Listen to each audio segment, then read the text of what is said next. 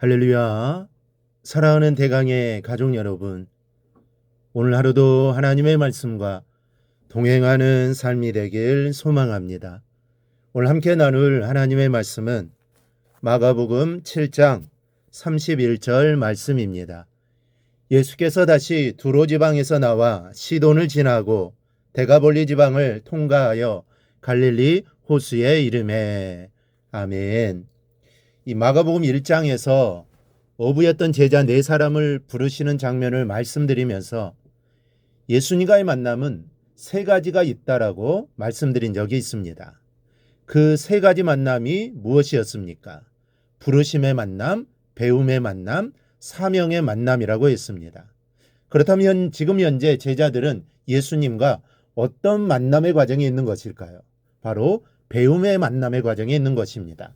그런데 예수님께서 집을 나와 공생애를 시작하신 이후로 예수님 주변에는 항상 많은 사람들이 운 집에 따라다녔습니다. 공생애 3년 동안 예수님은 사생활이 없을 정도로 정말 바쁘게 사셨습니다. 그리고 주변에 모이던 사람들로 인해 연일 사건들이 쉬지 않고 전개되었습니다. 설교를 하시고 또 병을 고치시고 기적을 베푸시는 일이 연일 반복되고, 그런 와중에서 바리새인들과의 눈에 보이지 않는 싸움까지 계속되고 있었습니다. 그러니 예수님이 제자들을 충분히 가르치고 훈련하고 교훈하고 시간들이 어디 있었겠습니까? 물론 일과를 마치신 후 제자들과 따로 이야기하실 시간은 있으셨겠지만 체계적인 교육의 기회는 아마 되지 못했을 겁니다. 그렇다면 예수님은 언제 제자들을 가르치셨을까요? 오늘 본문은 예수님이 두로 지경에서 나오셔서 시돈을 지나고 또 데가볼리 지경을 통과하여 갈릴리 호수에 이르셨다라고 기록합니다. 우리는 이 한 절을 아주 쉽게 읽어버리고 말지만 예수님과 제자들이 함께 여행한 거리는 만만치 않는 거리입니다. 학자들은 예수님의 제자들과 함께 여행하신 이 기간이 적어도 8개월 이상은 걸렸을 것이라고 말합니다. 예수님은 제자들을 위해 특별한 시간을 내신 것이죠. 예수님의 공생애가 3년이었으니 그중 8개월의 기간이란 결코 적은 시간이 아닙니다. 이 기간 동안 예수님은 제자들과 충분한 대화를 나누시면서 가르치실 것을 가르치시고 또 훈련시키실 것들을 훈련시키셨을 것입니다. 이 기간은 제자들과 예수님의 은밀한 밀월의 시간이었던 것이죠. 그렇다면 제자들과 예수님의 이 밀월에서 우리가 배울 수 있는 것은 무엇입니까? 첫째, 이 기간을 통해 제자들이 예수님을 바로 알게 되었다는 것입니다. 그 이전까지 제자들은 정신없이 예수님을 따라다녔던 것 같습니다. 예수님이 누구신지 또 무엇을 하려고 자신들을 제자로 삼아 이런 일들을 벌려나가시는 것인지 또 관심이 없었는지는 모릅니다. 그저 하루하루의 기적과 교훈에 신이 나서 아마 따라다녔을 것입니다. 그런데 이 밀월의 시간이 지난 후에 제자들의 변화가 엿보입니다.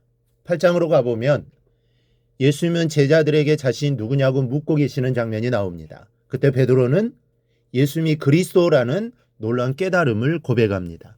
이것은 우연이 아닙니다. 여행 중에 배움들이 기초가 되어서 제자들이 체계적으로 예수님을 알아가기 시작한 것입니다.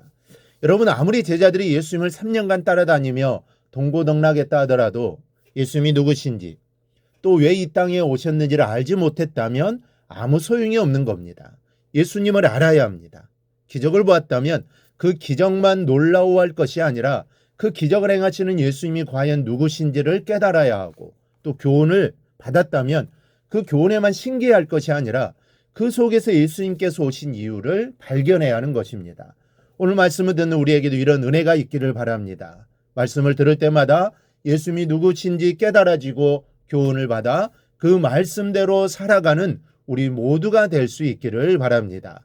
둘째는 배울 때는 배우게만 하셨다는 사실입니다.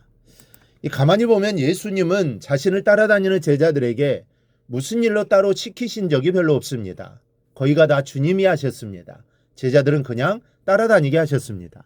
고작해야 모인 무리들이 굶주려 있을 때 보리떡 5개와 또 물고기 2마리를 찾아오게 하셨던 정도입니다. 그 외에는 다 예수님께서 책임지셨습니다. 예수님이 제자들에게 본격적으로 사명을 부여하시고 일에 대한 명령을 내리신 것은 부활하신 후의 일입니다. 부활하신 후에야 성령을 받기 위해 기도하라 하시고 땅끝까지 이르러 내 증인이 되라고 말씀하셨습니다. 그러니까 배움의 만남이 다 마친 후에야 사명의 만남을 만나주신 겁니다. 왜일까요? 배움이 중요하기 때문입니다. 제대로 배우지 못하면 제대로 사명을 감당할 수 없기 때문입니다. 배우지 않고 사명을 감당하려고 하면 본인도 힘들고 같이 일하는 사람들이 상처를 받고 여러 가지 어려운 일들이 생겨납니다. 그렇다고 나는 배움이 부족하니까 하던 일을 내려놓겠다라는 생각을 해서는 안 됩니다. 오히려 더 열심히 배워야겠다라는 결단을 해야 합니다. 이 배움이 충실해야 사명의 그릇이 준비되는 것입니다. 그러므로 사명을 위해 배우겠다는 의지적인 믿음을 가져야 합니다. 그리고 예수님만을 배우겠다는 결단이 필요합니다. 많은 신앙인들이 교회 나와 예수님을 배우는 것이 아니라 다른 것을 먼저 배웁니다. 그러면 교회 생활엔 익숙해질지 모르지만 속 사람의 성장은 없습니다. 예수만 바라보십시오. 예수만 배우시기 바랍니다.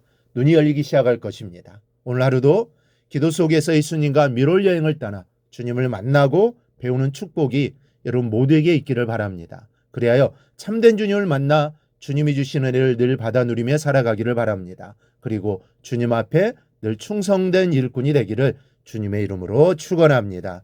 오늘 묵상한 말씀을 굳게 잡고 삶으로 실천하며 살아내는 대강의 모든 성도들이 되기를 축복합니다.